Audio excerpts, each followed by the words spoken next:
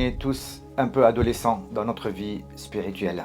Vous voyez, dans la vie normale, il y a 3 grandes étapes. Et c'est surtout vis-à-vis de l'autorité qu'on les vit. Il y a l'enfance. Durant cette période, on reçoit tout de l'autorité. Tout ce que nous dit notre professeur, nos parents, on le prend pour vrai.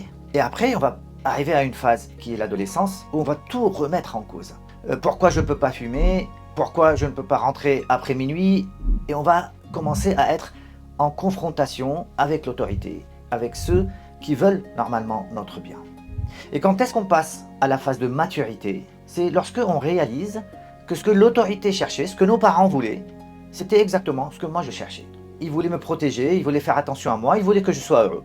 Parfois peut-être de manière maladroite. Mais avec Dieu et dans notre vie spirituelle, c'est exactement la même chose, dans la seule différence que Dieu n'est jamais maladroit. Vous voyez, on a cette période d'enfance qu'on a peut-être, beaucoup d'entre vous ont vécu, parce qu'on a reçu au catéchisme, on nous a dit comment il faut prier, qui est Dieu, on l'a reçu naturellement et de manière simple. Et il y a eu des épreuves dans nos vies, ou des périodes, où on a tout remis en cause.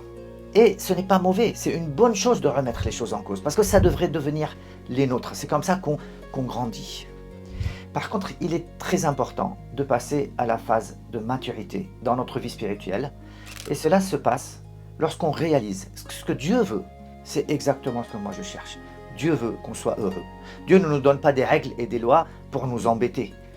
Les règles et les lois que Dieu nous donne sont faites parce que quand je ne les applique pas, c'est moi qui suis blessé en premier.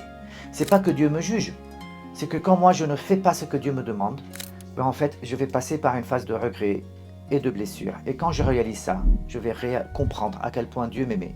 Il suffit juste de lui demander pardon pour retrouver cette relation avec Dieu et pouvoir avancer avec lui.